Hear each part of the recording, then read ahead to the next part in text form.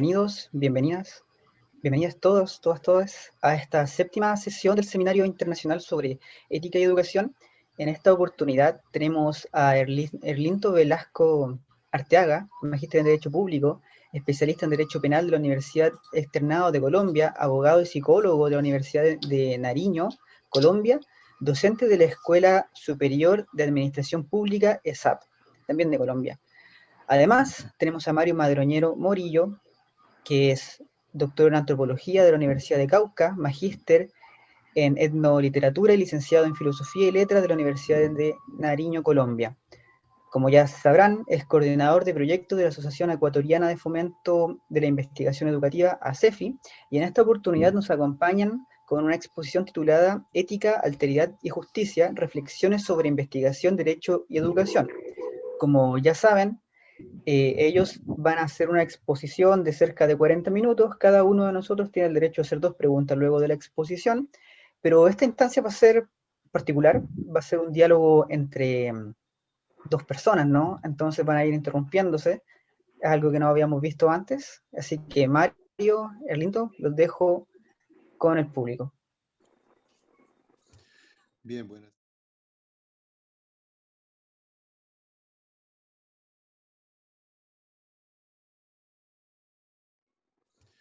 Bien, buenas tardes. Nuevamente agradeciéndoles a todos la compañía, la atención con el desarrollo del seminario, que ya va en la séptima sesión. Yo había invitado al profe, pues amigo de hace mucho tiempo también, Erlinto Velasco, con quien hemos trabajado algunas cuestiones, para conversar un poco sobre la relación entre ética, alteridad y justicia, y cómo esto, digamos, sustenta una serie de reflexiones sobre educación, investigación, derecho. Entonces, la idea es transversalizar allí estas 6, digamos, perspectivas, ¿no? Con todas sus particularidades. Hay una cuestión que motiva esto, ya para entrar, digamos, en materia, como llaman, yo haría como una pequeña introducción. Y es que a mí me parece interesante, inquietante también, las consecuencias de lo que ha implicado el concepto de alteridad, no solo en cuanto a la filosofía, sino en general, ¿no? En diferentes disciplinas. Y estas consecuencias, digamos, del concepto de alteridad a nivel político, filosófico, literario, genera toda una serie vamos a llamarlo así, como una especie de efecto en cascada, ¿no? No tanto en cadena, porque hay una dispersión también distinta de lo que conlleva la cuestión de la alteridad. Por ejemplo, en el contexto europeo, delimitaríamos en relación con la propuesta de Levinas, sobre todo, cuando empieza a proponer estas nociones, ¿no? De alteridad, el otro, la propuesta de Derrida también con la cuestión de la diferencia, ¿cierto? Y la recepción en América se da como entre los 60 también y 70, sobre todo en los 70 se fortalece mucho y genera otra serie también de cuestiones, ¿no? Que desembocan, por ejemplo, desde hace unos 20 años siquiera, en propuestas como la decolonialidad o las pedagogías de alteridad, ¿sí? O, por ejemplo, en el caso de la antropología, este antropólogo brasileño, Eduardo Viveiros de Castro, propone, por ejemplo, que el pensamiento amerindio genera procesos de alteración diferencial, que es un concepto interesante, ¿no? Pensando en prácticas, digamos, de modos de existencia distintos que implican relaciones con los otros y con la naturaleza también distintas, porque las consecuencias a nivel político de la cuestión de alteridad están ahí, ¿no? Y la preocupación, digamos, ya para darle paso a lo que podría decirnos Erlinto, tiene que ver con qué implicaría allí la cuestión de ética y de justicia, ¿no? Cuando se trata de la relación con el otro, ¿no? De lo que se llama, por ejemplo, el ser en común, ¿no? Y ser en común alteridad, como se suele proponer, ¿no? Luego de esta pequeña introducción, se haría el comentario de Erlinto. podríamos jugar con los tiempos, tal vez hablar unos 20 minutos, puede ser, 30 tal vez, y dar paso a preguntas. Indicaríamos tal vez algunas imágenes, unas diapositivas muy cortas, como de afianzar la relación entre los conceptos, y bueno, seguiríamos como en la conversa, ¿no? Le doy paso a Erlinto a ver qué nos cuenta. Listo, en el lenguaje del corazón, tengan todos ustedes muy buenas tardes. Pues nos ha correspondido, tenemos esta oportunidad de compartir con ustedes conceptos claves que tienen que ver con la justicia, la ética y la alteridad. Entonces, comencemos con justicia. Entonces, hay latinazgos que definen la justicia. Entonces, hay uno, por ejemplo, que es el siguiente, ¿no? Justitia es constante et perpetuas voluntas quique sum tribuere, ¿no? La justicia es la constante y voluntante y permanente voluntad de dar a cada cual lo que le corresponde, o la firme voluntad de dar a cada cual lo que le corresponde. Hasta allí sería una definición casi que romántica, ¿no? Sí, ¿cuál es lo que debe, qué es lo que debe existir en torno a la aplicación de la justicia? Sería dar a cada cual lo que le corresponde. Pero el problema que existe es el siguiente. ¿Cómo determinamos qué es lo que le corresponde a cada individuo? Si miramos ese problema de que se exige la justicia, una especie de medida, entramos a problematizar la medida. Por eso, en la definición griega, donde aparece la dike, encontramos el problema que tiene que ver con el metroi, con la medida. Entonces, por ejemplo, ¿qué es lo que le corresponde para ser justos en la vida a Mario? ¿Qué es lo que le corresponde a Nicolás? ¿Qué le corresponde a Andrea? ¿Qué le corresponde a Daniel? Allí se problematiza todo.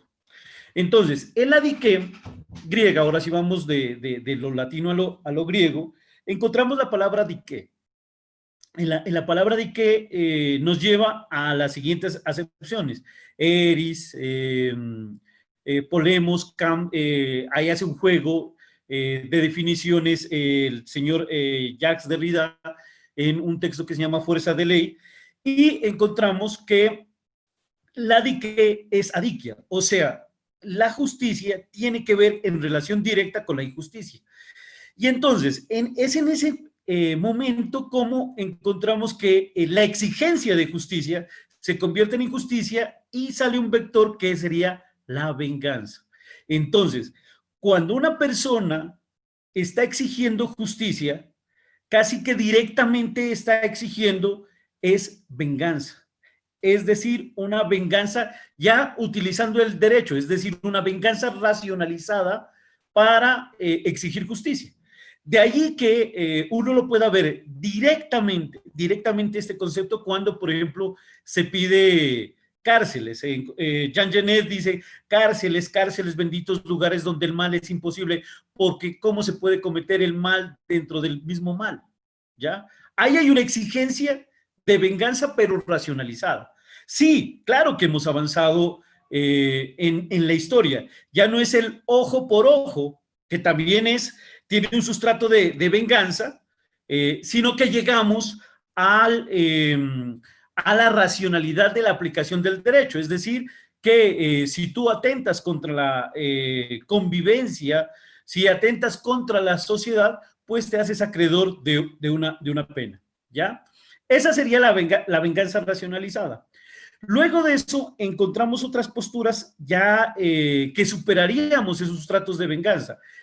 ¿En qué punto lo encontraríamos? Lo encontraríamos en Espectros de Marx con Jacques Derrida, y allí miraríamos que hay una exigencia donde se pide que se haga venganza, y Jacques Derrida, de una manera muy precisa, nos hace ver que Hamlet, el padre, de manera espectral exige justicia, de manera espectral, de manera fantasmal, de allí que encuentre eco en el manifiesto del Partido Comunista, cuando el espectro recorre por Europa. Acá recorre los jardines de los castillos con Shakespeare, y exige una venganza. Cuando Jacques Derrida encuentra ese sustrato de venganza, trata de decir, mire, pues si nosotros llegamos a una especie de exigir venganza, pues se aplicaría casi que lo que dice Gandhi, ¿no? Se aplicaría el ojo por ojo y todos quedaríamos ciegos. Entonces, no sería una espiral de justicia, sino una espiral de venganza. Y entonces, en ese preciso momento, hay que cambiar el sustrato de venganza que existe en la justicia. ¿Y cómo lo cambia? De una manera muy bella. Dice, no exijamos justicia, sino que regalemos justicia. Cuando se pide que la justicia sea concebida como una dádiva, como un regalo, como un don, como la donación, entonces ya pasamos de ese sustrato de venganza que tiene el derecho y que tiene la justicia y llegamos ya a una especie de justicia, pero en donación. Ahora, tenemos que entrar al aspecto de la ética y la alteridad, y luego le damos paso a Mario Madroñero. Entonces, encontramos aquí que la ética está en un lugar intermedio. ¿En qué lugar intermedio está? En la relación del uno con el otro. Que no es tematizable por un saber, por una disciplina de conocimiento, sino que está abierta esa relación de la ética hacia el infinito. ¿Ya?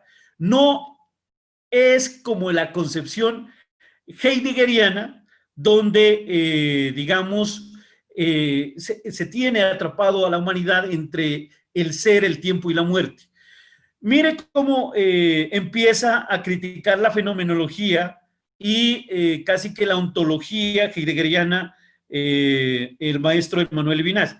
Nos dice, mire, no es así. El hombre no es un ser para la muerte. El hombre es un ser contra la muerte, porque busca la trascendencia. ¿Y por qué hay que buscar la trascendencia? Aparece el infinito. Y entonces, cuando empieza esa relación de lo uno y lo otro, pues empieza a darse las relaciones éticas. Levinas nos da un ejemplo, lo sucedido con Caín y Abel. Dice, sí, hay un fracaso en la humanidad, porque hay una muerte. Porque Caín mató a Abel y fracasa la humanidad en ese hecho.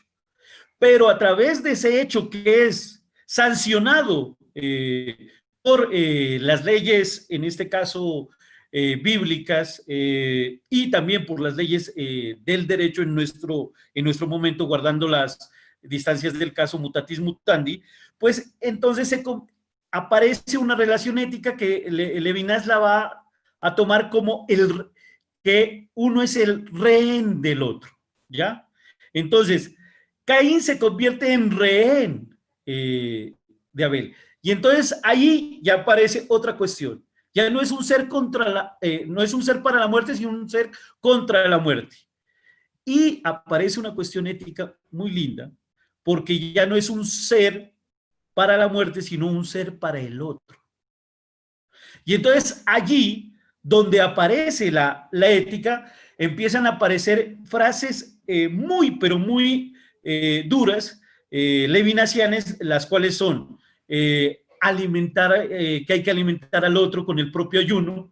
En el Talmud se dice que alimentar al otro es un milagro tan semejante como, por ejemplo, la apertura del Mar Rojo. De esa cantidad es el hecho de preocuparse por el otro, que hay que ser responsable del otro hasta de su misma responsabilidad, inclusive de aquello que no me incumbe, que hay que tener una insaciable bondad, no una bondad de que uno hace una obra de caridad y listo, no, es insaciable en el sentido que también está abierta hacia lo infinito.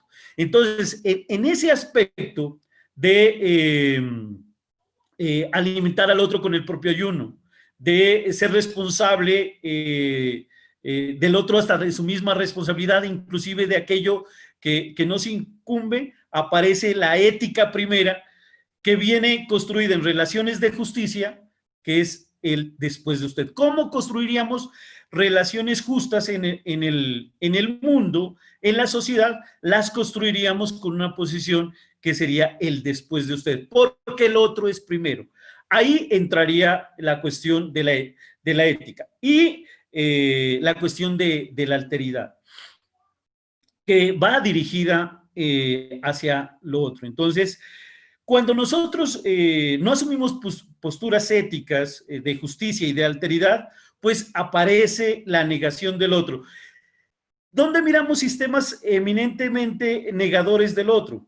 En los procesos de colonización, en el Gulag, en Auschwitz, miren el problema que tenemos nosotros en Colombia. Si fracasa la humanidad en una muerte, ¿cómo nosotros nos enfrentamos levinasianamente en Colombia cuando tenemos 200.000 muertos producidos por el conflicto armado? O sea, nosotros como sociedad fracasamos 200.000 veces en Colombia. Preocupante. Pero aún así, nosotros, desde pensamientos de la alteridad, desde pensamientos donde hay que acoger al otro, donde hay que ser rehén del otro, se ha propuesto el proceso de paz. Y en el proceso de paz hay algo muy bello, que es la justicia prospectiva. ¿Qué es la justicia prospectiva? La justicia prospectiva es preocuparse más allá de la existencia, levinasianamente, inclusive de aquellos que no han llegado. Ellos necesitan un mundo justo, ellos necesitan, por ejemplo, en nuestro caso, una Colombia justa, y se pide que haya una justicia para los que todavía no están en Colombia, para todavía los que no han nacido en Colombia.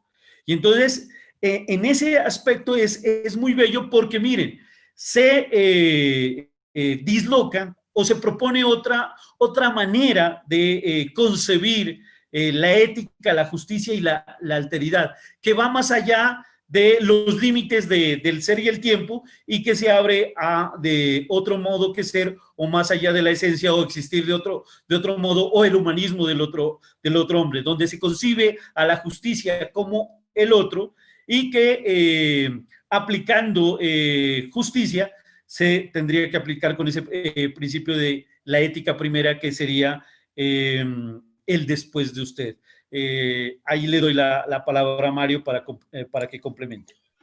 Sí, bien, como les comentaba, las consecuencias de la propuesta de alteridad son singulares, ¿no? También a nivel de estructura. Por ejemplo, en términos de la historia de los sistemas, digamos, de pensamiento, que sostienen formas de concepción de ideas, digamos, también sobre la cultura, genera, llamémoslas así, remociones y conmociones a nivel de estructura, ¿no? Por ejemplo, Levinas en los años 30 saca este libro, Ética como filosofía primera, según recuerdo, que es un libro en donde se propone no tanto la metafísica, ¿sí? Sino ni esta otra perspectiva sobre el ser así muy centrada ahí, sino la ética, ¿no? Como una perspectiva para pensar la relación con los otros. Y a partir de ahí, prácticamente que replantear toda la historia, digamos, de la filosofía. Por eso era como tan crítico, ¿no? Este surgimiento, digamos, y cómo se empieza a recalcar esta perspectiva. Ahora, las consecuencias, por ejemplo, en cuanto a lo que implica el derecho, que es lo que menciona también Erlint, es que permiten replantearse la concepción, por ejemplo, de la idea de paz, ¿no? Porque la concepción de paz es una concepción que está en una cuestión como de una dialéctica con la guerra, ¿no? Que sustenta inclusive la figura esta de la guerra justa, ¿sí? Que se recupera cuando fueron los ataques del 11 de septiembre, ¿cierto? Y la doctrina Bush, como usted se llama, según recuerdo, es una doctrina en donde se establece la idea de guerra por la paz, ¿no? Y en donde la idea de justicia también queda anulada.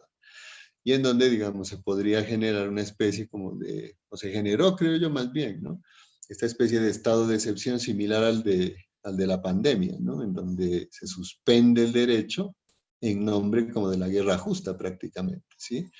Y se sustentan procesos de colonización radicales, ¿sí?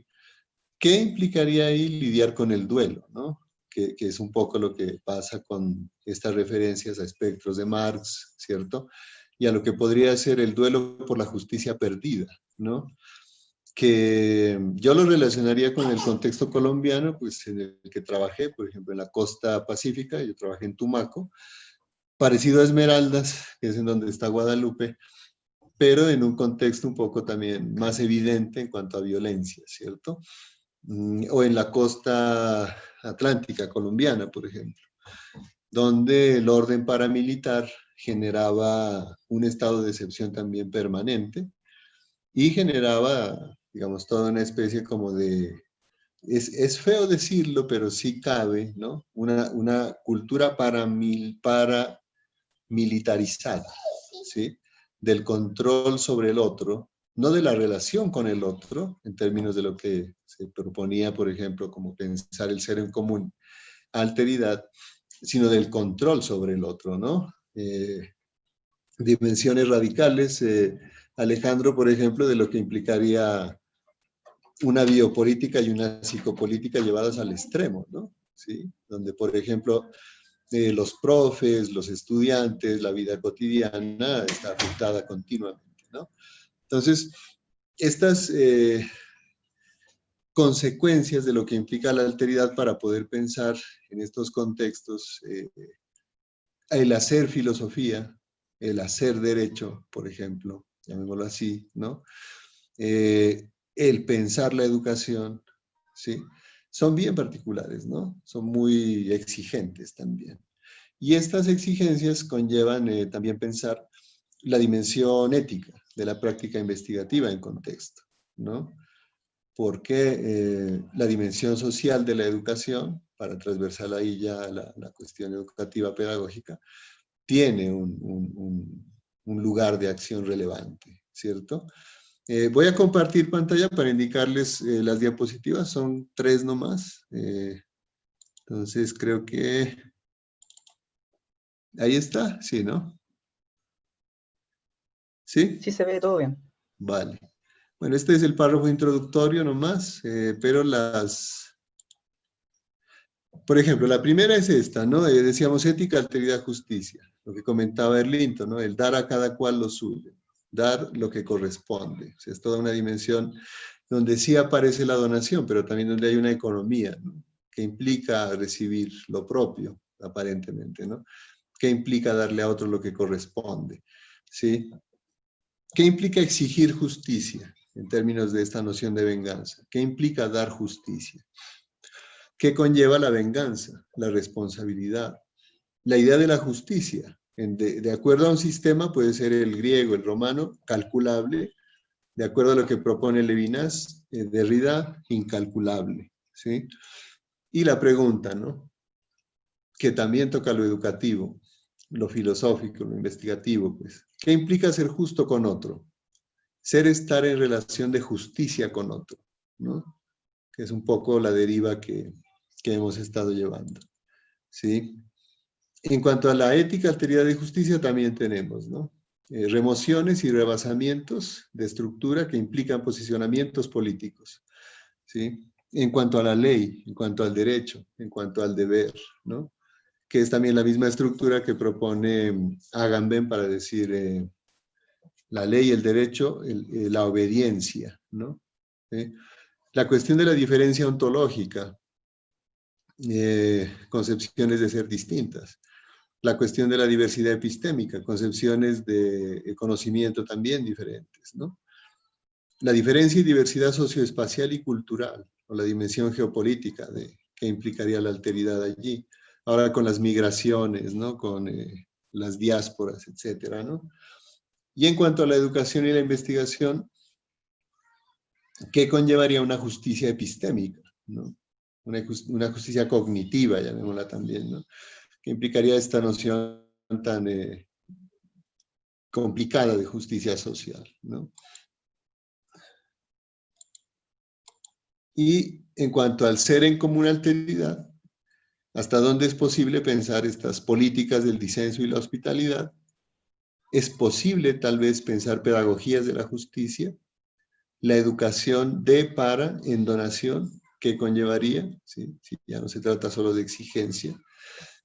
Y en relación con la referencia que hacía también Erlinto a Levinas, de otro modo que cero, más allá de la esencia, que mi esposa me decía, tal vez está mal escrito. Le digo, no, es que lo tradujeron así por todo lo que provoca, ¿no?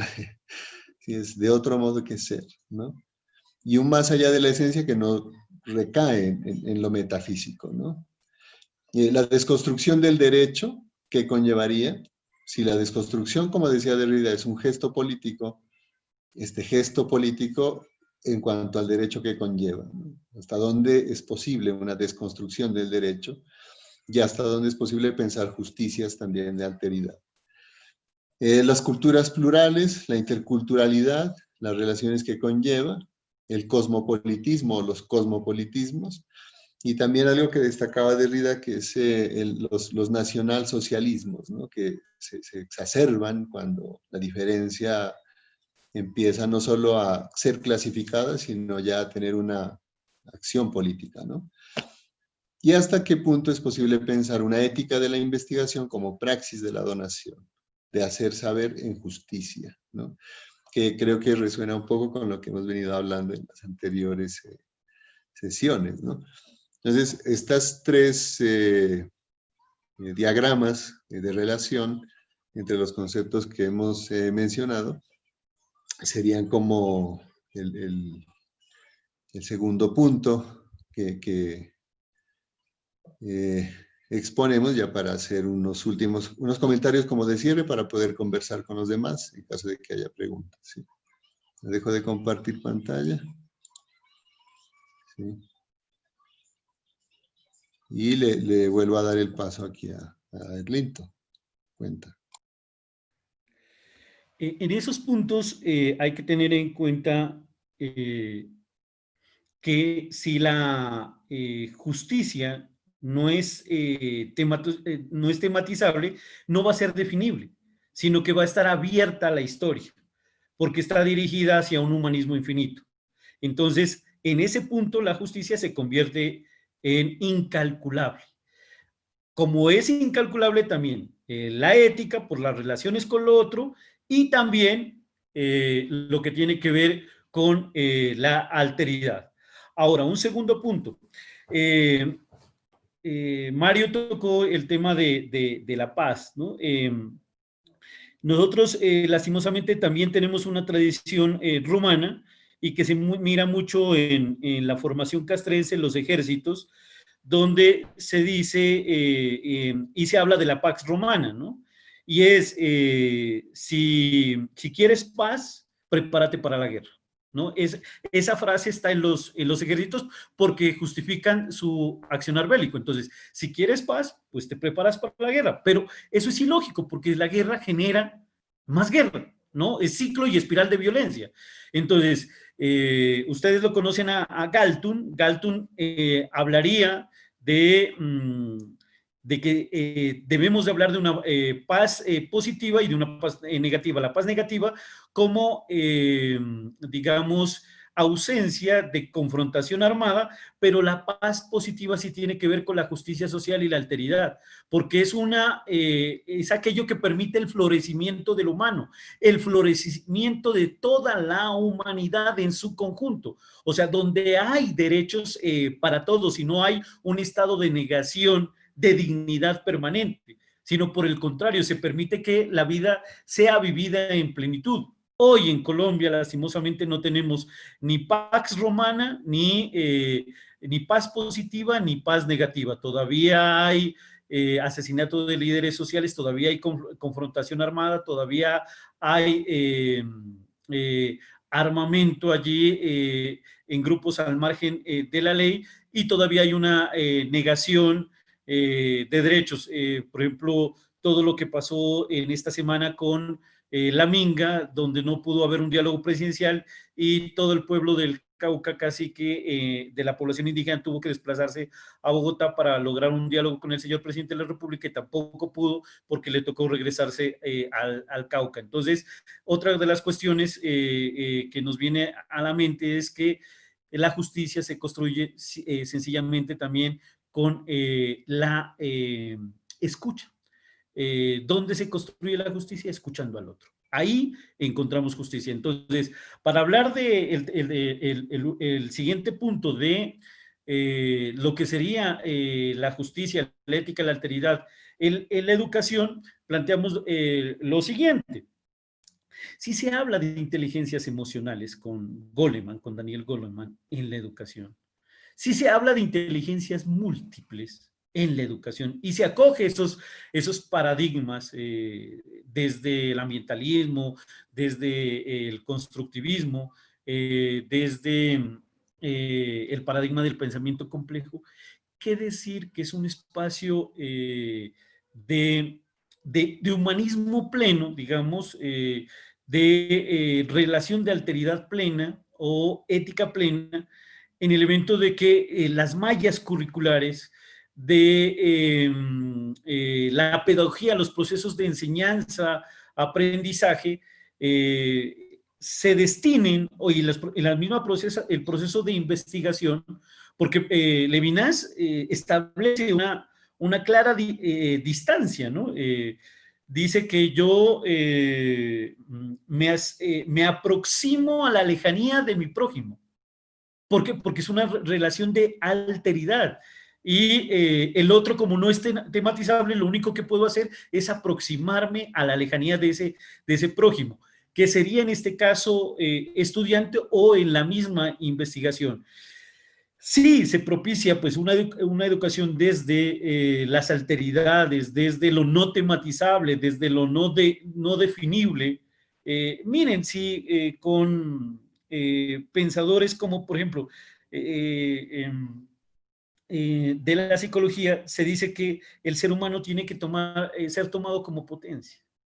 O sea, ¿cómo no se podría hablar de una pedagogía que hable del humanismo infinito, que hable de un más allá, que sobrepase la exigencia y que permita una educación trascendental, de trascendencia, una pedagogía de trascendencia y una investigación de trascendencia. Hacer lo contrario, lastimosamente, es caer en aspectos que de una u otra manera tendrían que ver con la exaltación de la finitud del cuerpo. Volvemos a caer en la biopolítica, volvemos a caer en la exaltación del cuerpo, de la misma muerte, y pues en ese sentido, pues no podríamos llegar a los espacios de la pedagogía, que es un acto de donación plena. No hay algo más socialista que el saber, no hay algo que no deba ser más donado que la palabra, el lenguaje, el saber, y algo que sea digno de ser compartido en alteridad, que los procesos pedagógicos y de investigación, porque al fin y al cabo se enseña para el otro y se investiga para el otro. Mario. Bien, bien. Por ejemplo, ahí, a nivel de lo que es la profesión, digamos, docente, ¿no? Hay un texto de Gerbiesta que es interesante. Creo que tal vez ya lo había comentado, pero él dice, por ejemplo, estas ideas, ¿no?, que hay frente a... Él critica dos cuestiones en educación. Dice, últimamente se está reproduciendo mucho las identidades predefinidas del aprendiz para toda la vida y del buen ciudadano. Dice, hay una reproducción como muy sistemática de estas imágenes, de identidades predefinidas, que al ser identidades predefinidas cohíben, llamémoslo así, pues la alteridad, la diferencia, la singularidad del niño, del joven inclusive propone él, ¿no? Ya delimitando un poco. Pero luego dice, por ejemplo, hay que tener en cuenta que una persona educada, a mí me parece interesante eso, no dice que sea culta ni nada de esto, sino que dice, es una persona con una perspectiva alterada. Eso me resuena bastante, esa frase, ¿no? En cuanto al tema y la relación que hemos propuesto para esta charla de hoy. Porque implica que que la educación implica esta relación con el otro y también una afección, pero que no solo se queda, digamos, en la identificación, sino en una política de la relación, ¿no? En una cuestión que tendría que ver ya no solo con la potencia que conlleva estar con otro, sino con la dimensión política de la relación, ¿no? De lo que conllevaría también el disenso, por ejemplo, ¿sí? Porque si bien no se trata de generar, digamos, más violencias, tampoco se trataría como de neutralizar la potencia ni la fuerza, ¿cierto?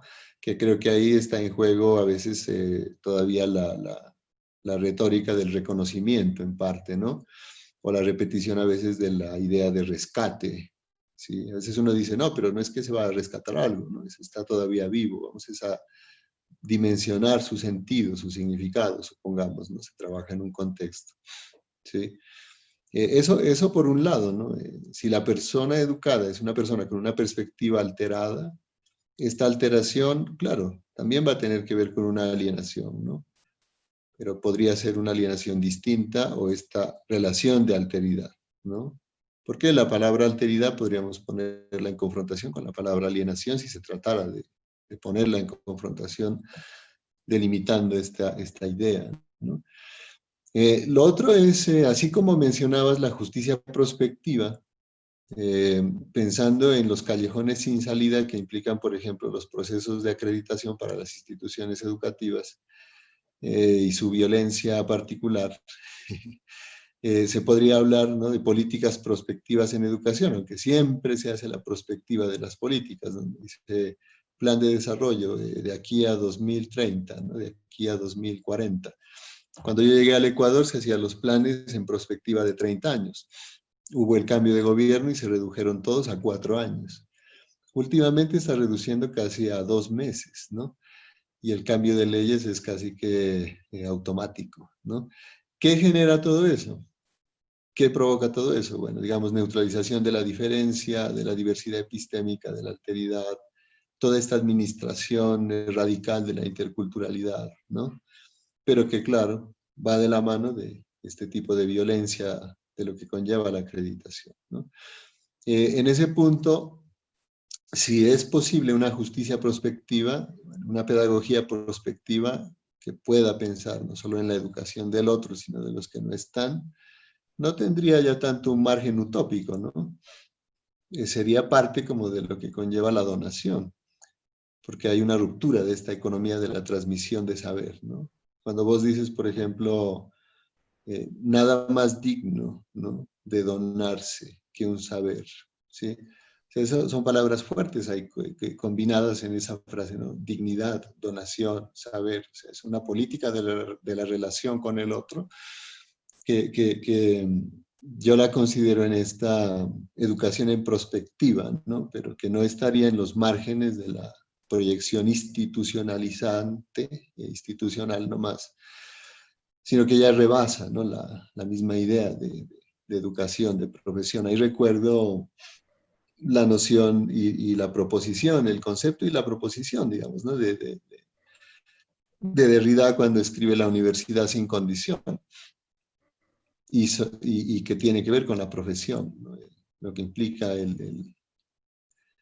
la profesión del docente, ¿sí? ¿Qué conlleva decirlo todo en la universidad, ¿no? Cuando hay autocensura, por ejemplo, ¿no? Cuando hemos sentido la autocensura, ¿sí? Y bueno, esta especie como de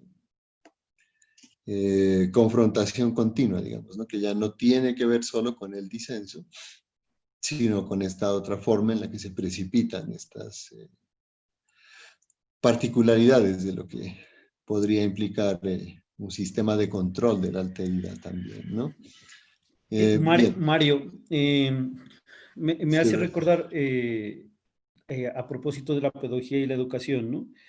Hay un aspecto clave, ¿no? En el rostro, en la desnudez del otro, se escribe el no matarás, habla Emmanuel Levinas, ¿no?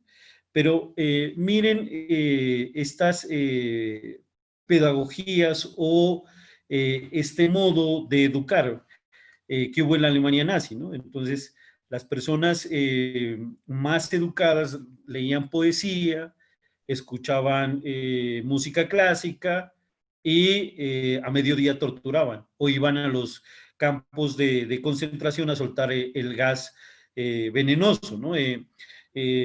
Kafka también nos dice, ¿no? Es sobre ese funcionario, ¿no? Al fin y al cabo, las cadenas que más han atormentado a la humanidad están hechas de papel de oficina, ¿ya? Entonces son las personas que están en las oficinas las que con un memorando pueden atormentar a toda la humanidad.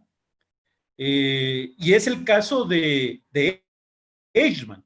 Él solamente con firmar un memorando con una hoja destinaba a montón, miles de judíos a desaparecer con la famosa solución final. Son a punta de memorandos que se acaba la humanidad.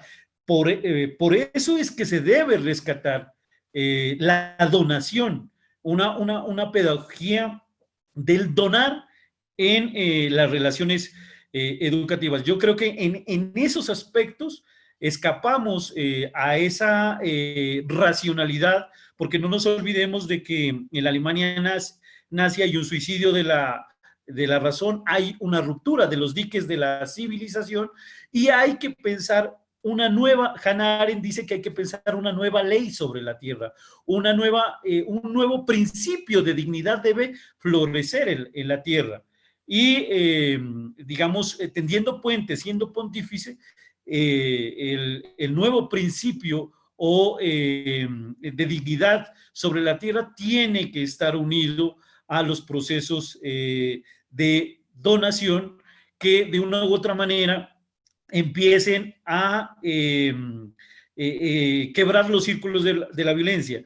Jean-Luc Marion habla de eso, de que nosotros en el mundo nos presumimos inocentes y como nos presumimos inocentes, pues el mal triunfa, ¿no? Entonces, por ejemplo, en lo colombiano, nosotros decimos, no, el problema de lo Colombia, pues es de la guerrilla, ¿no? El problema de lo Colombia es los paramilitares, ¿no? El problema es el gobierno.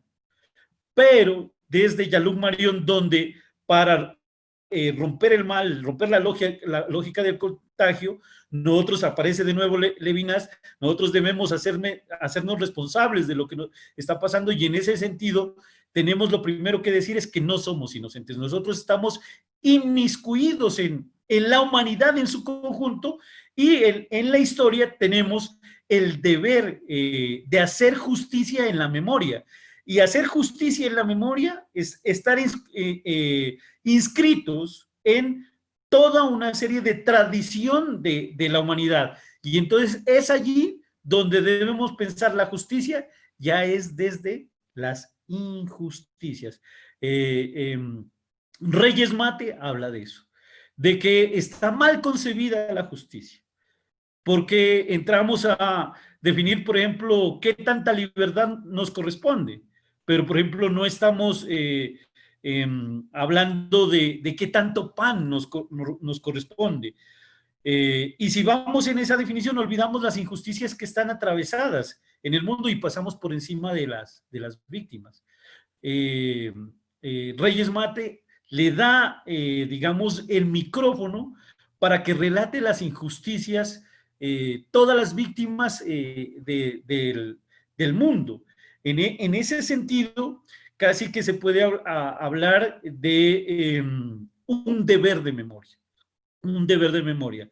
Y si nosotros somos responsables del otro, de su misma responsabilidad, pues estamos en el deber de asegurar justicia para con el otro.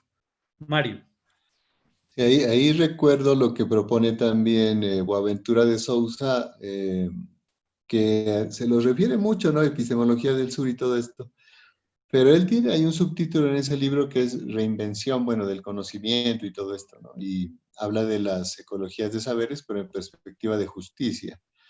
Por ejemplo, esta idea de justicia epistémica y justicia cognitiva en cuanto a educación no solo tendría que ver con difusión, que ahora le piden a uno tanto, no difusión, sino establecimiento de relación, ¿no? Con el otro. Por ejemplo, Sousa dice ahí,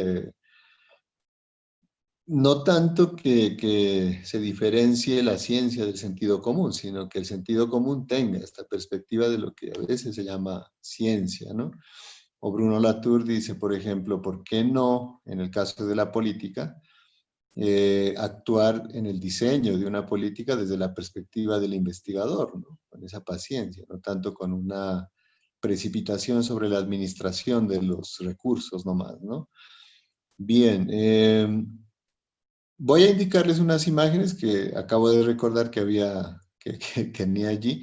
Son dos imágenes de inicio, pensando en justicia, y los otros son retratos, son unos retratos de los autores que hemos mencionado un poco, ¿no? Me parece que los retratos son más interesantes porque implican esta relación con otro. Hay un retrato ahí de Edmond Llaves. ¿Dónde está? Creo que es aquí, aquí. Y están mirándolo, ¿cierto? Bueno, la primera imagen que quería indicarles es esta.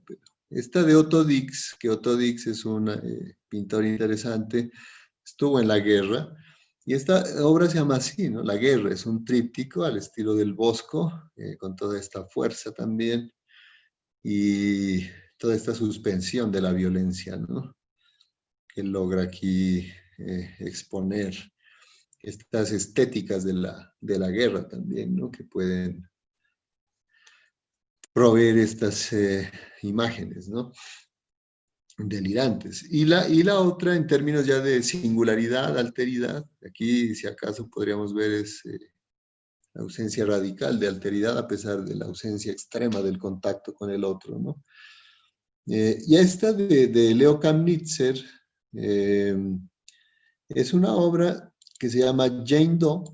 Ustedes recordarán que Jane Doe es el nombre que se le da a las mujeres que son encontradas después de violencias, asesinadas, y no se identifica su identidad, ¿no? Es el NN en Colombia usamos, no sé qué usarán allá. Y esta imagen que se proyecta al fondo es un rostro compuesto por los rostros de 50 mujeres, creo que son 50, que combinó Kamnitzer al azar. Él combinó al azar los rostros de estas mujeres víctimas de violencia y resultó, él no lo había previsto, este rostro, que es la combinatoria de todos los otros rostros, ¿no? Me parece que es muy fuerte la obra, por cómo se da, ¿no? la situación, ¿no? Son rostros de mujeres no identificadas que al ser combinados aleatoriamente provocan este otro rostro, que es de una mujer que no ha existido, digámoslo así, pero que tiene esta presencia, ¿no? Y esta presencia va ligada a una cuestión que implica una violencia, ¿no? Ya en relación con los retratos, pues quería indicar el retrato de Levinas y Blanchot. Hay que recordar que Blanchot refugió, ¿no? Le dio refugio a la madre y a la hermana de Levinas cuando estuvo él, según recuerdo, en los campos, ¿no? Porque Levinas estuvo 5 años en los campos, ¿no? Y bueno, esta amistad particular, ¿no? Este retrato de Derrida que hizo Valerio Adami en su momento, ¿sí? Benjamin, que a pesar de que no lo mencionamos directamente, está allí, ¿sí? Pensador importante. El autorretrato de Edmond Llaves, el poeta que habla sobre la hospitalidad, ¿sí? También los estoy indicando porque Elena Sixus, de quien voy a indicar el retrato en un momento, en una anécdota contaba que ellos son los incorruptibles, ¿no? Que les tenían un apodo a estos escritores, y era los incorruptibles, ¿no? Interesante, ¿sí? Y más que hacer las citas directas de los autores, quería indicar como sus retratos, ¿no? También. Bien, solo dejaríamos hasta allí. Luego, como hemos prometido que se compondrá el libro de sesiones del seminario, estarán las ediciones del caso de los documentos, ¿no? Yo creo que cerraríamos ahí la charla y daríamos paso a preguntas y todo lo que consideren, ¿cierto? Muchas gracias. Perfecto, Mario. Muchas gracias por esta interesante exposición. Usted también, Erlinto. Y ya hay preguntas, tenemos tres, yo también tengo una, pero comenzamos con la profesora Guadalupe. Hola, buenas tardes. Bueno, muchísimas gracias a ambos, ¿no? Primero quería comentar bueno, un poco al sucario de lo que comentó Erlinto, ¿no? Que nos daría para varias sesiones solo la sentencia del juez en el caso Eichmann, ¿no? En el libro de Hannah Arendt que aparece relatado. Tendríamos ya para varias sesiones aquí de discusión. Me interesa mucho sobre todo me chocó mucho a mí Malouf, un autor que de sobra conocido, que trabaja mucho el tema de identidad, y en un librito suyo, que para mí es una joyita, que se llama Identidades asesinas, explica cómo necesitamos desposeer de humanidad. Lo explica en un contexto muy actual, ¿no? Durante la guerra de los Balcanes. Cómo tenemos que desposeer de humanidad al otro para matarlo, ¿no? En el fondo, que hay una necesidad de reconocimiento del otro y si no lo animalizamos, tampoco somos capaces de matarlo. Entonces aquí me choca mucho en esto de los saberes, porque en esta guerra de los Balcanes la discusión era sobre todo, bueno, siempre hay un sustrato económico que conocemos todos, pero también se utilizaba la religión, la cultura, el territorio, todos esos lugares manidos, ¿no? Que en el fondo no son más que saberes. Entonces esta cosa de compartamos saberes, pero no la fuerza, quiero decir que casi nunca ponemos esa postilla de que ha de ser un camino de ebullición, ¿no? Que el otro vaya hacia el otro y que quizá el no reconocer al otro es mejor que deconstruir al otro o construirlo como animal. Tengo esa discusión siempre que a mí,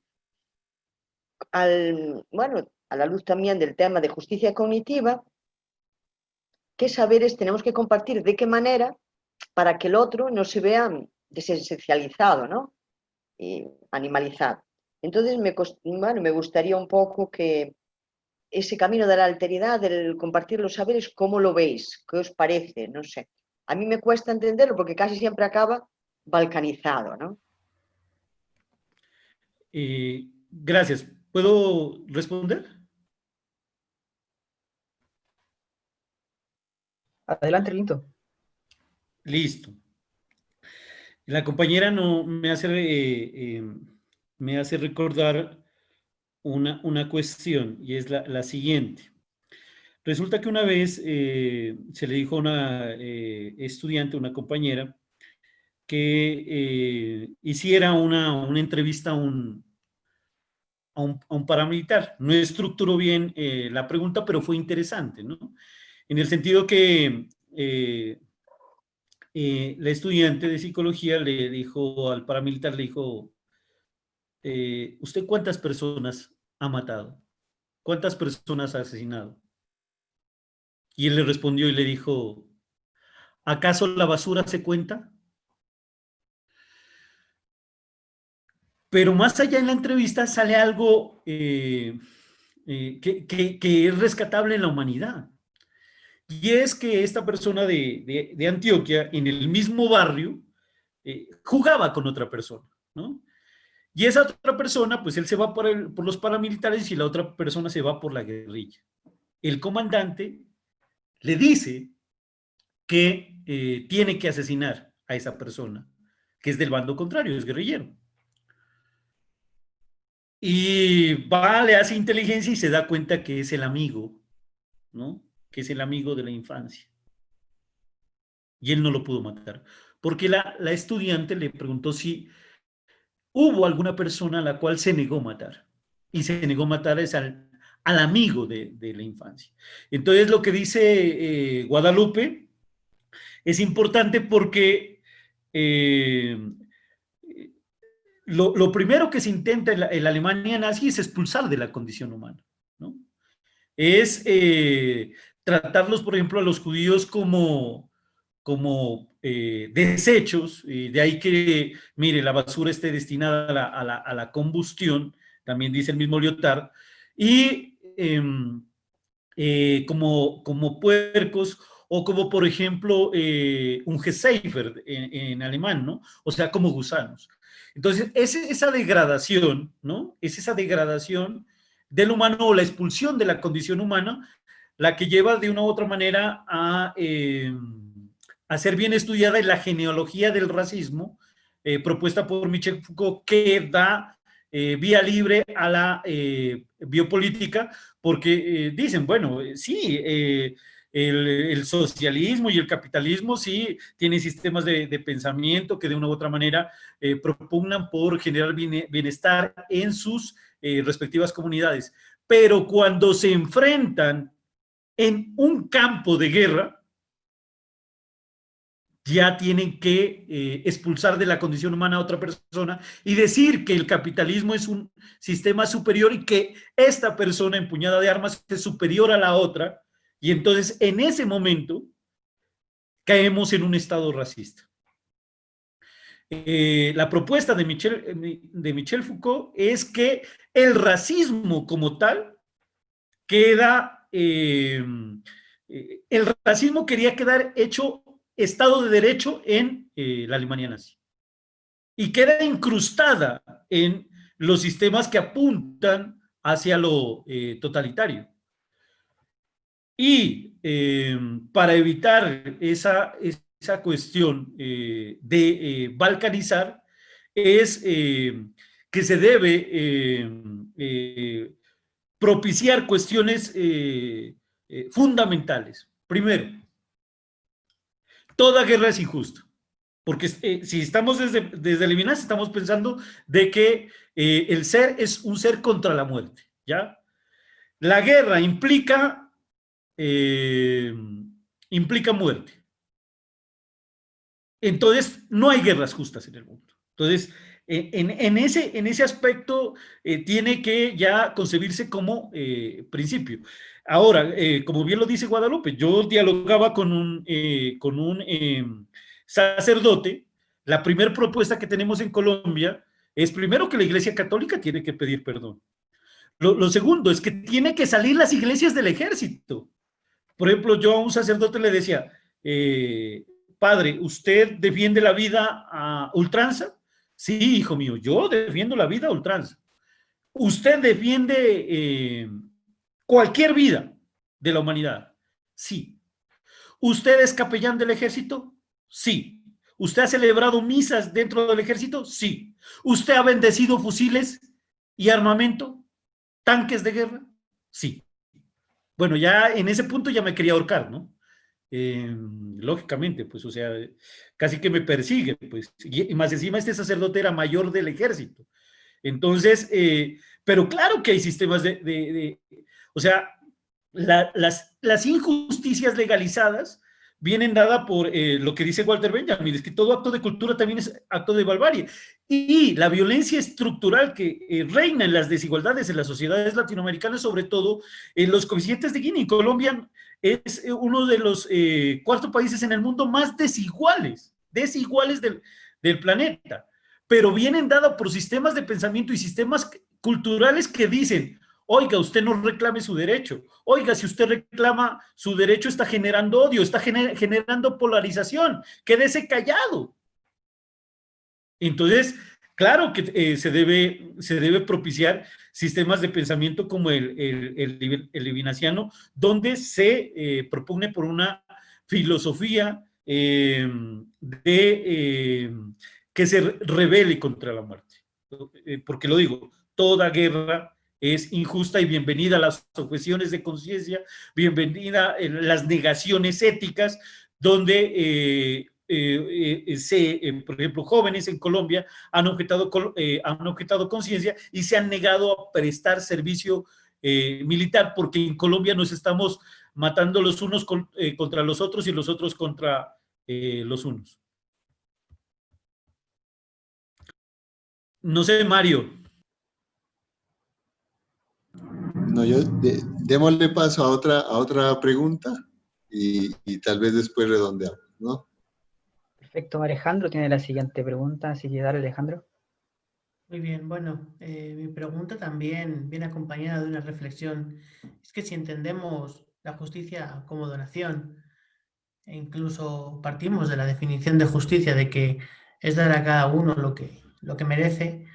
Aquí, como bien dijo Mario, también estábamos hablando de una economía del dar y, por tanto, hay alguien que tiene que dar y hay alguien que tiene que recibir.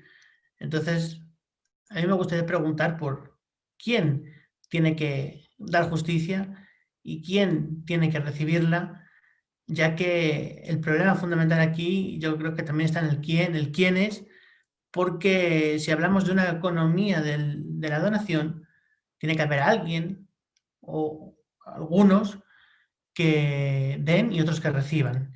Eso sería lo primero. Y lo segundo, bueno, es la cuestión de la fuerza en torno a la justicia.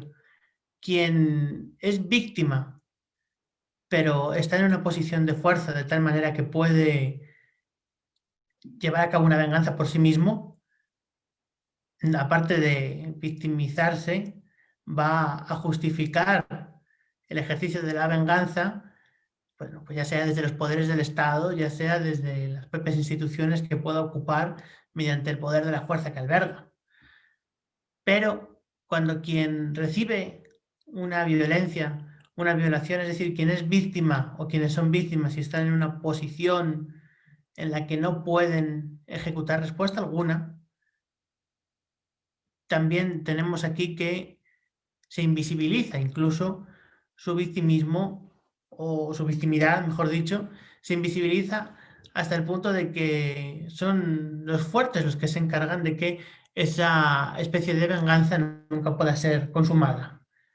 Entonces aquí también, si hablamos de una economía de la justicia, tendríamos que ver cómo es este reparto de fuerzas y cómo se puede respaldar en distintas ocasiones a quien recibe un daño y está en una posición de tal manera que pueda ejercer una contestación, y a quien recibe un daño sin poder ejercer esa respuesta, ¿no? Bueno, entonces aquí queda un poco esta pregunta, medio reflexión, y me gustaría, bueno, pues que me dialogaran al respecto. A ver, yo quería meter ahí me parece, me acuerdo de algo que confrontábamos, y mire que la jerga empieza a aparecer así, ¿no? Roberto Espósito dice, la jerga militar y la jerga médica van a veces juntas, ¿no?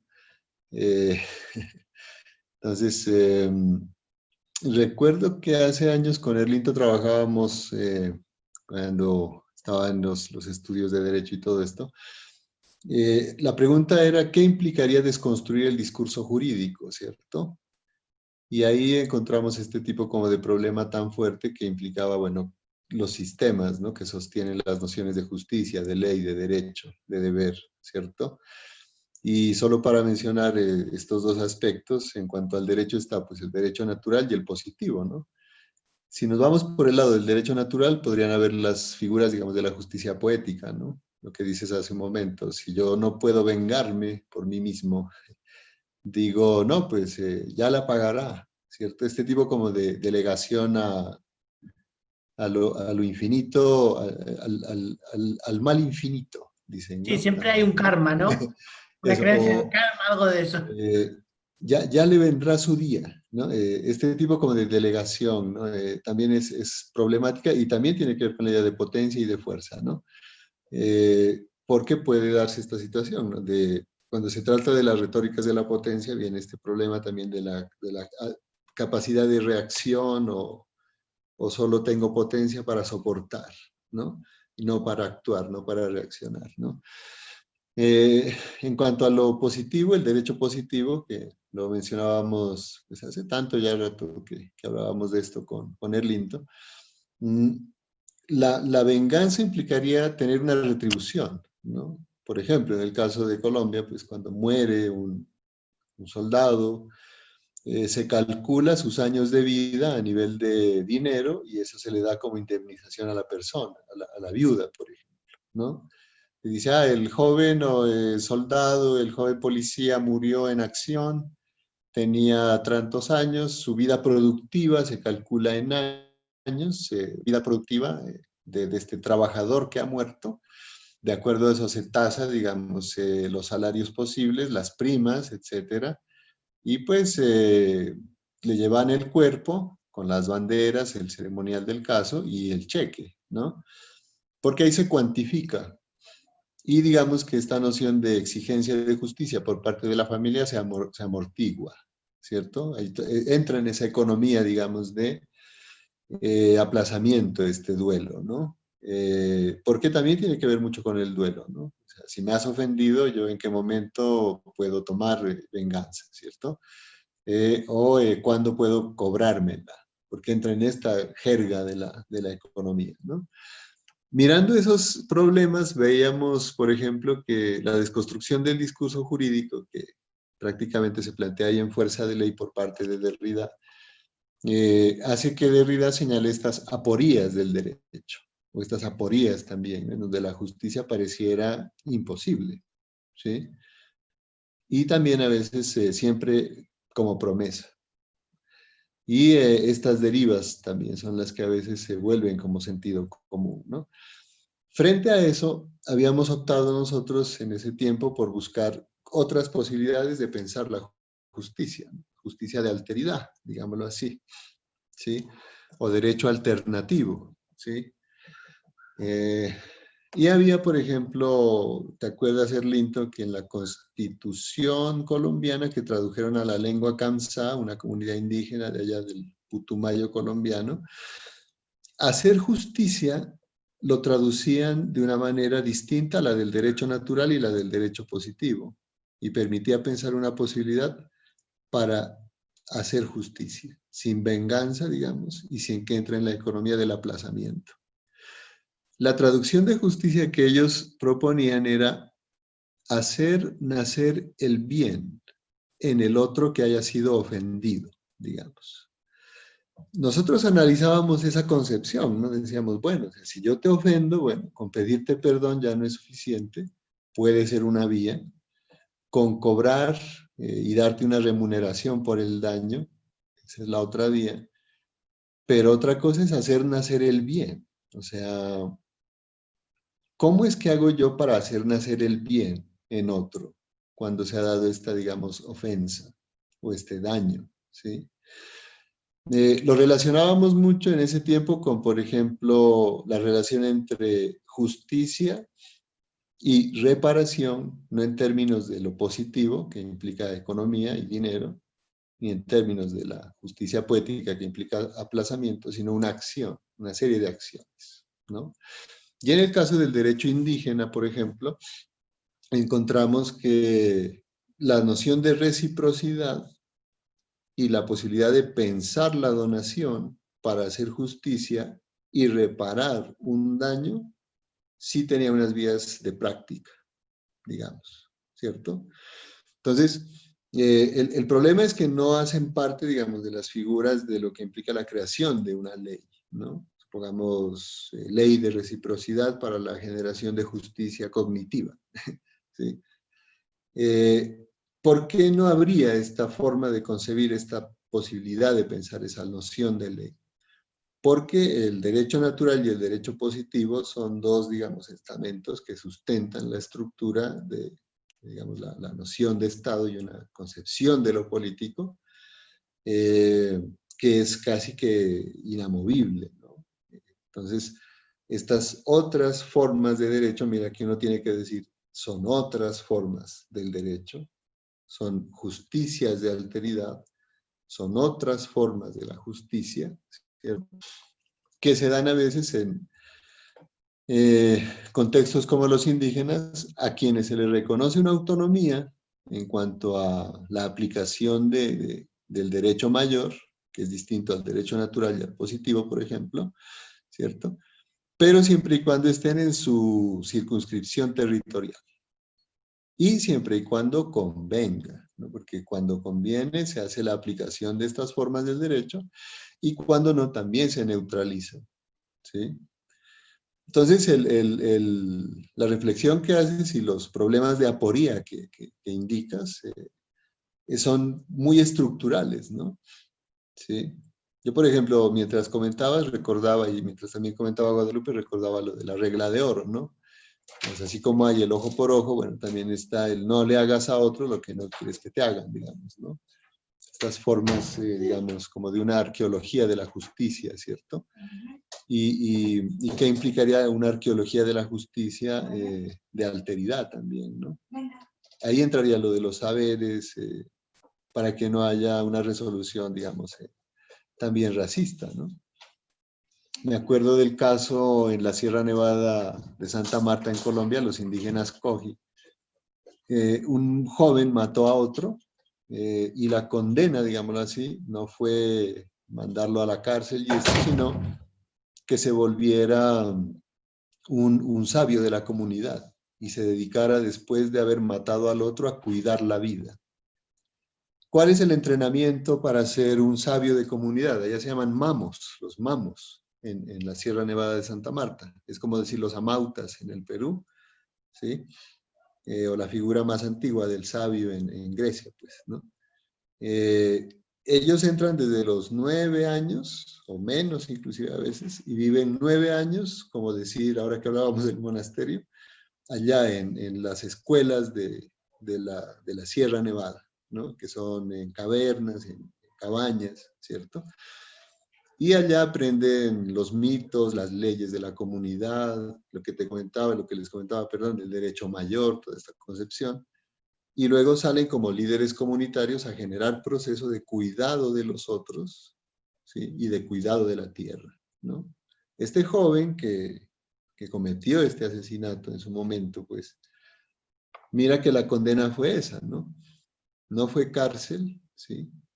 Que repitiera la cita de Jean Genet, ¿no? Sino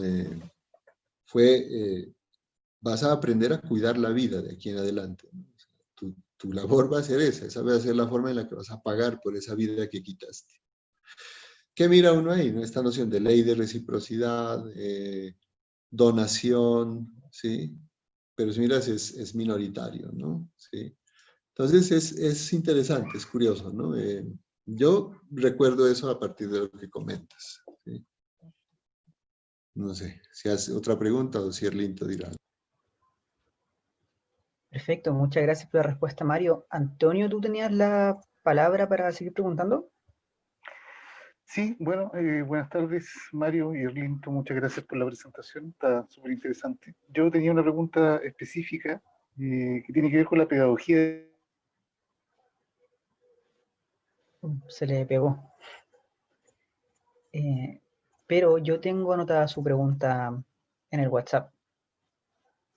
Y si me dan un segundo la puedo leer.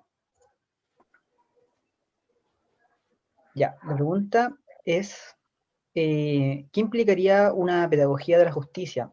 ¿Cómo se introduce la alteridad en una pedagogía de la justicia?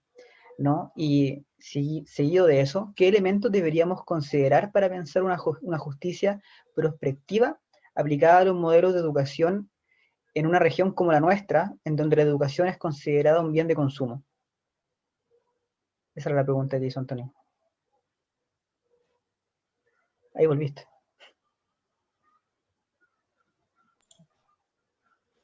Ahí Erlinto, a ver, cuente. ¿Escuchando, Erlinto? Sí. Sí. A ver, ¿me puede repetir la pregunta? Que es que está entrando una llamada y me... Dale, ¿le das tú a Antonio? ¿Ya? ¿Qué pasa ahí? Sí, no, la pregunta es ¿qué implicaría en concreto una pedagogía de la justicia? ¿Cómo se introduce el concepto de alteridad en una pedagogía de la justicia? Que pudieran hablar un poquito más en profundidad respecto de eso.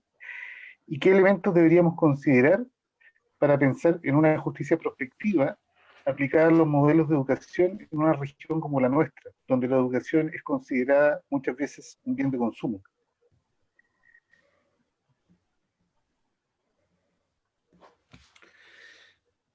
Listo. Lo siguiente.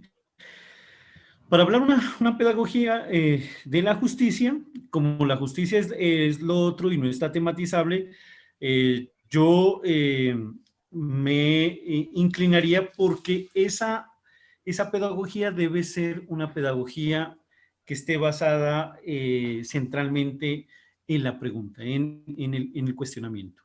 Una pedagogía por la justicia es una pedagogía por la historia, por el recorrido de la historia, y esta puede apropiarse a través de la pregunta. Es la pregunta la que produce justicia. Cuando Mark Edelman pregunta en un gueto de Varsovia, si no estoy mal, al ingreso del campo de concentración, le dice ¿por qué? Y el oficial responde y dice aquí no hay ningún por qué. Entonces una pedagogía de la justicia debe estar basada en la pregunta por la justicia. Si la justicia está abierta hacia lo infinito, pues debe concebirse de esa manera. Y lo otro que nos hemos olvidado aquí, en la entrada de un campo de concentración, no nos olvidemos que se puso, digamos que, este letrero, ¿no? Aquí se le da a cada cual lo que le corresponde. Entonces, entraban al campo de concentración y se topaban con esa noción de justicia. Entonces, si entramos a una pedagogía, a procesos de enseñanza, a aprendizaje, y en justicia se tienen que promover mallas curriculares, sistemas de pensamiento que de ninguna manera encierren en dispositivos de saber al otro. No nos olvidemos que, por ejemplo, Michel Foucault, bueno, es un pensador de la afuera, pero también estudia esos sistemas de encierro de pensamiento. Pero si queremos una pedagogía de apertura al ser, esa pedagogía debe estar orientada hacia digamos, la compasión por el otro. Entonces, si el docente, primero, está enfocado en una educación de justicia, de alteridad, de justicia, como el otro, debe frenar cualquier atisbo de totalitarismo, cualquier atisbo que encierre a su estudiante y que por el contrario el proceso de enseñanza-aprendizaje esté destinado hacia una especie de pedagogía infinita con un humanismo infinito. Ahora, en la cuestión para descentralizar la educación como una educación de consumo. Vuelven a darse los quiebres capitalistas, de la recompensa en el sistema por ejemplo, de evaluación, o que tú te conviertes en un estudiante de estímulo-respuesta y entonces empiezas a pensar como el profesor, mire que no habría alteridad, y como empiezas a pensar como el profesor, como la sociedad, entonces tienes un 5 de consumo, digamos, o una calificación máxima de consumo. Por el contrario, para quebrar el consumo está la donación, porque, digamos, la donación quiebra esa relación capitalista de estímulo-respuesta o de recompensa y va aún más allá, donde no se espera que de una u otra manera haya una apropiación del saber, sino que por el contrario haya una donación que está más allá inclusive de la misma educación como regalo, porque de una u otra manera entrarían esas deudas históricas entre profesor y estudiante. Y si nosotros miramos como la educación como acto de donación y dejamos atrás el consumo, creo que hay una justicia pedagógica, porque es una pedagogía de la escucha. Entonces se dejaría atrás ese aspecto de la educación como consumo, sino que se daría la puerta a una justicia como un acto de donación plena, donde no se exige algo a cambio, una retribución. O acuérdate, yo fui tu profesor, entonces me tienes que hacer este favor. No, en el acto de donación plena ni siquiera hay eso, digamos, de ese recuerda que se pueda cobrar mañana, sino que viene dado por la donación a pura pérdida. Y si es una donación a pura pérdida, se acaba el consumo. Mario, ahí. Ahí recuerdo lo de por una pedagogía de la pregunta, el libro de Freire, por ejemplo, que es interesante, ¿no? Porque es todo un posicionamiento que tiene que ver con la educación popular también, y todos estos procesos fuertes que se dieron en Sudamérica y que implicaron, digamos, repensar lo humano también, ¿no? En contexto a partir de la educación, ¿cierto? Ya las cuestiones que tienen que ver con la donación siempre son fuertes y críticas, ¿no? Porque van directo hacia lo que pues, conlleva la remoción de la estructura de un sistema, ¿no? Miren que este profesor Herbiesta, en el mismo texto que les comento, que dice que una persona educada es una persona con una perspectiva alterada. En cuanto al docente, dice el hombre, cuando un docente va esperando algo de sus estudiantes, todavía no está preparado, dice, para ser docente, ¿no? En perspectiva de la donación. Porque todavía está en este círculo, digamos, de reproducción y de repetición, ¿no? Que se puede combinar, ¿sí?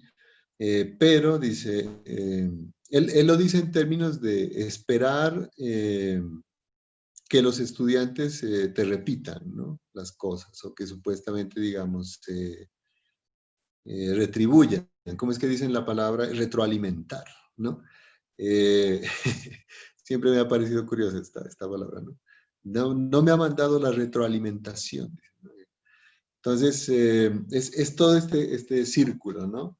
Que puede darse entre el estudiante que todavía está esperando también que el docente le dé algo, y el docente que está esperando que el estudiante también le dé algo, ¿no?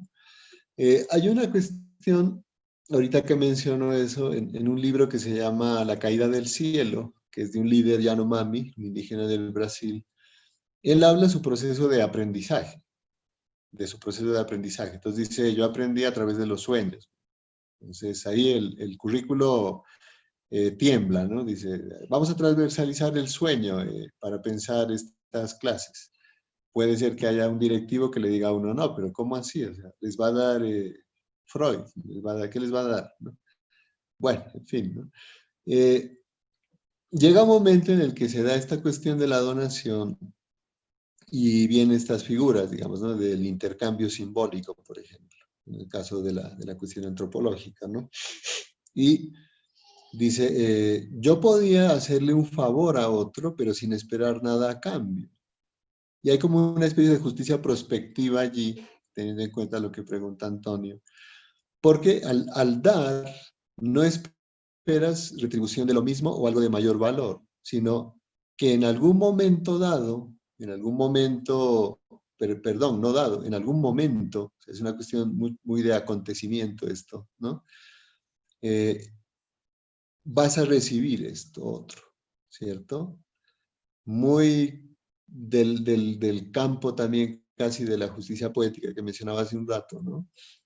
Pero también había otra figura, dice, yo te hacía este favor, no espero nada a cambio, porque puede ser que en un momento un familiar o un amigo vaya también a tu casa y a ese otro le des lo que supuestamente debía recibir yo. Entonces, es una cuestión bien interesante, ¿no? Porque yo hago algo no en espera de una retribución o de una remuneración ya específica o inmediata, porque la remuneración puede ser que llegue, ¿sí? Pero eso que supuestamente yo debo recibir, lo puede recibir otro, lo puede recibir otra persona. Entonces, no hay una estructura circular de la donación en términos del intercambio simbólico. Por eso es que la donación rompe la estructura dialéctica del intercambio simbólico, ¿sí? porque puede ser inesperada, ¿sí? O si se da en términos de la temporalidad de la donación, sería más de eventualidad, ¿no? Más de acontecimiento, pongámoslo en esos términos, ¿no? No tanto de regularidad cronológica, ¿no? Hago esto y al fin de mes recibo esto. Eso es parte de, pero ya en términos de la donación, viene esta ruptura de esta circularidad dialéctica, ¿no? Del intercambio simbólico inclusive. Bueno, está Jean-Luc Marion, que ha trabajado mucho lo de la fenomenología de la donación, pero está este antropólogo Marcel Genaf, que escribió un librito que se llama El precio de la verdad, y el subtítulo es El don, el dinero y la filosofía. Y hace toda una arqueología de la relación del filósofo, del sabio con el saber, y cuándo surge, digamos, esta figura de el salario, por lo que implicaría dar un saber especializado a otro, ¿sí? O sea, es muy de fondo, ¿no? Entonces, cuando la pregunta sobre la institucionalidad aparece en cuanto a la donación, yo vuelvo a recalcar, ¿no? Que estos conceptos como alteridad, donación, de los que hemos estado hablando acá, esta relación ética, alteridad, justicia, donación, miren que provoca una serie como de sacudidas fuertes a nivel de estructura, ¿no? A varias cuestiones, ¿sí? Y en el caso así pues singular y también pues de cómo hemos hecho algunos trabajos con Erlinto, implican también estar fuera de la institucionalidad, ¿no? En términos ya también de posicionamientos, ¿no? Sí. La mención sobre los currículos que hacía Erlinto también me parece interesante, ¿no? Porque, por ejemplo, ahora se transversaliza en el caso del Ecuador lo intercultural, las TICs, etcétera, ¿no? La dignidad se da por hecha, ¿no? Y a veces la dignidad podría como recalcarse más, ¿no? Ahora que hablabas de la compasión, por ejemplo, ¿no? No en términos de este tipo como de identificación automática para reproducir, digamos, la víctima, sino en perspectiva como de la fuerza, ¿no? Pensando en lo que mencionaba un poco Alejandro, ¿no? ¿Sí? Una compasión que tuviera que ver, ¿no? Con la fuerza de alteridad, ¿sí? Algo así, ¿no? Alcanzo a concebir, ¿no? Y la idea de las pedagogías de la justicia irían, ¿no? Creo yo, en relación con estas perspectivas, digamos, de una educación de la donación, pero que ahorita yo recuerdo que solía tener una idea que era que los docentes, frente a la institucionalidad, pues tenemos todo este marco legal de leyes, ¿no? De normas, pero cada uno de los docentes, según he visto, es como que desarrollara unas leyes secretas de la educación, ¿no? Inclusive yo quería escribir algo sobre eso, pero dije, pues si cada docente escribe sus propias leyes secretas de la educación, pues no hay para qué escribir una sola, ¿no? ¿Sí? Porque es una cuestión también distinta, ¿no? ¿Sí? De una política de la donación en educación, ¿sí? Bueno, da para harto, ¿no? Pero no sé si haya más preguntas. No sé si hay más preguntas, Mario, pero estamos ya en la hora. Estamos en el tiempo límite. Sí quiero hacer una última pregunta. Quiero aprovechar esto ya que no vamos a hablar de nuevo. Quería hacer una pregunta en referencia a la noción que tienen ustedes de humanismo infinito. No sé cómo entienden el humanismo, porque el humanismo parece ser una idea que cada vez que dice el humanismo es esto, el humano es esto, corta todas las otras opciones, ¿no? O sea, Heidegger ya decía, dejémonos de preguntarnos por eso, pero ustedes hacen un juego interesante, ¿no? Van a esto del ser para la muerte y lo quitan y ponen el ser para el otro. Pero vale, digamos que tenemos un humanismo infinito. ¿No tendríamos de la misma manera también una determinación infinita? Cada vez nos estaríamos determinando a nosotros mismos y de esa manera cada vez nuestras pedagogías estarían cerradas a dispositivos de poder, ¿no?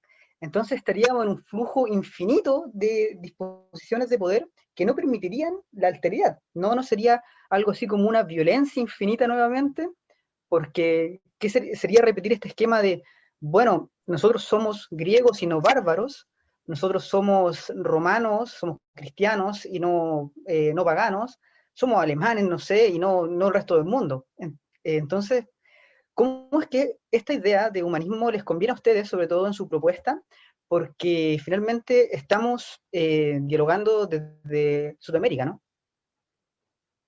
Eso, para ambos. Sí, yo no voy a negar que el humanismo ha sido utilizado por liberales y hay liberales humanistas. Inclusive en discursos, pues los ha utilizado Tony Blair, lo ha utilizado hasta el mismo nazismo, ha utilizado el humanismo. Pero de lo que se trata es de llegar a algo que no sea tematizable, algo que no es calculable y por lo tanto no es definible. Entonces, el humanismo, digamos, en estos aspectos, tiene que ver con la trascendentalidad, tiene que ver con, rompe las esferas del espacio-tiempo y cae en lo intempestivo. O sea, inclusive hay autores que dicen que el mismo humanismo está hecho de tiempo y tiene que, digamos, proyectarse, inclusive como lo de la justicia prospectiva, con las personas que no están aquí y que se proyectaría en unas, como ya Jacques Derrida lo define, que es un,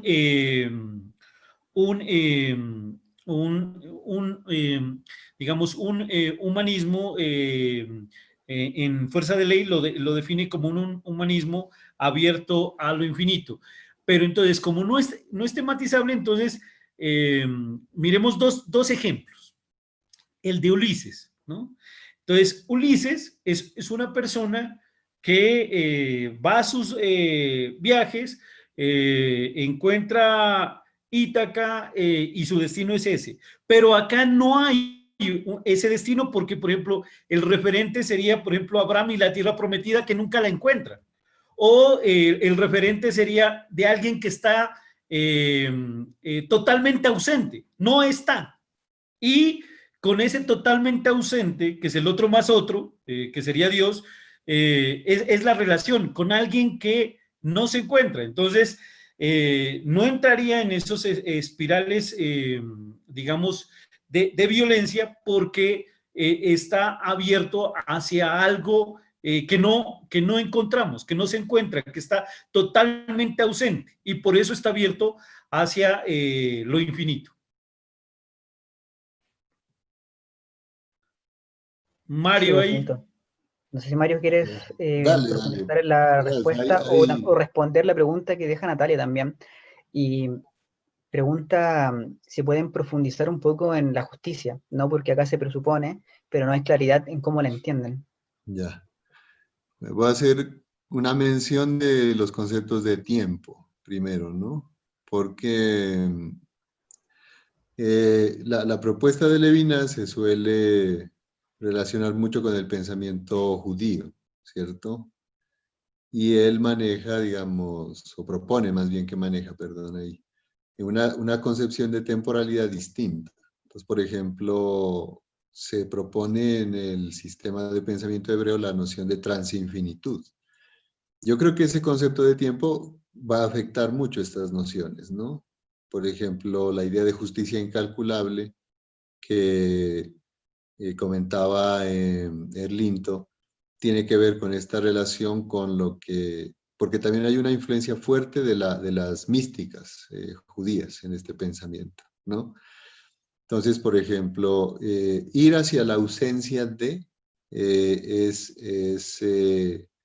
un ahondamiento, digamos, ¿no? En lo sagrado, en el caso de las místicas judías, ¿no? Por ejemplo, la nada mística tienen ellos. Se presupone en esta forma de concepción de lo sagrado, por ejemplo, y de la ley y de la justicia, la metáfora del recorrido hacia el desierto o del no encontrar la tierra prometida no tenía que ver con un incumplimiento de la promesa, sino con la promesa pensada desde una temporalidad también distinta, que ya no se resume solo en lo infinito, o se proyecta a lo infinito, sino que inclusive trasciende lo infinito. Por eso es distinta la noción de metafísica hebrea, llamémosla así, pues a la griega. Y Levinas lo comenta en algunas partes, ¿no? Dice, pues, mientras en Grecia pueden calcular la posibilidad de la justicia porque la delimitan a un actor específico, llamémoslo así, que puede administrarla, puede, ¿cómo es que llaman ahora? Operacionalizarla, ¿sí? En la perspectiva judía no es tan así, ya en términos de la justicia que se espera de esta relación con lo otro, ¿no? Ahí vienen los problemas fuertes, ¿no? Por eso es que a veces no es claro, ¿no? No hay una sola definición de justicia en esta perspectiva, ¿no? Ya habíamos puesto el ejemplo, ¿no? Del derecho positivo y la noción de justicia que propone, ¿no? Desde una perspectiva de remuneración, digámoslo así, del daño, frente al daño, de remuneración económica. Desde el derecho natural, puede haber resarcir el daño, pero queda también como que la va a pagar, pero después. O inclusive esta idea de que los descendientes pueden seguir con la deuda, ¿no?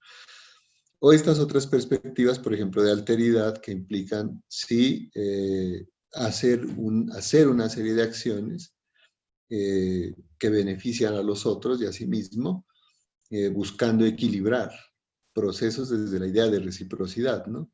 Entonces, miren que hemos estado hablando como de tres concepciones distintas de justicia, también de tiempos distintos de lo justo o de la justicia. Por eso es que es como que se vuelve ambiguo, ¿no? ¿Sí? Y ahí viene también el otro día de la noción de humanidad, ¿no? ¿Cómo pensar la noción de humanidad fuera de la idea puramente industrial que se sustenta, por ejemplo, desde lo moderno? Vendría a proponer la pregunta de Levinas, ¿no? Digamos, sobre la ética. Si la ética puede ser una filosofía primera, la noción de ser va a cambiar y la idea de humanidad también. Pero entonces este humanismo va a ser distinto. Entonces, él habla del humanismo, sí, del infinito, pero también lo dice de otra manera, que es el humanismo del otro hombre, por ejemplo. Cuando se lo propone también así, la perspectiva la perspectiva antropológica de la concepción sobre lo humano es también la que se pone en cuestionamiento, ¿no? Es un complique, ¿no? Porque estamos hablando de sistemas de pensamiento que se confrontan en la actualidad, ¿cierto? Entonces yo quería hacer esa mención para que se perciba que de pronto la ambigüedad en cuanto al uso de los términos se da es porque hay categorías de tiempo distintas, sistemas de pensamiento diferentes y perspectivas también sobre la acción que conllevaría hacer justicia y educación por esta cuestión que mencionaba al inicio de las consecuencias de alteridad, ¿no? O sea, si nos ponemos a mirar bien lo que implica esta emergencia de estos conceptos y todo lo que va generando, se da este tipo de situación como que no es muy claro todo, ¿cierto? No es relativismo, creo que es una cuestión de la confrontación fuerte, ¿no? De estructuras de pensamiento que constituyen, digamos, esta idea que implica lo contemporáneo, ¿no? Y cortaría ahí porque ya se está acabando el tiempo también. Muchas gracias, Mario. Claro, exactamente a eso me refería. Es un debate estructural. Eso es lo más bonito que hay en filosofía, ¿no? Sí. Muchas gracias a todas, todos por estar acá. Ya estamos en la hora, muy pasados. Y quiero dejarles invitados a la sesión siguiente del próximo miércoles, en donde va a estar nuestro compañero Walter David Degas Ortega, hablando sobre la salud colectiva y educación en tiempo de pandemia, dilemas éticos. Vamos a tener la mirada de un médico. Así que están todos invitados y nos vemos entonces la próxima semana. Gracias. Muchas gracias. Muchas gracias a todos. Gracias. Felicidades. Gracias.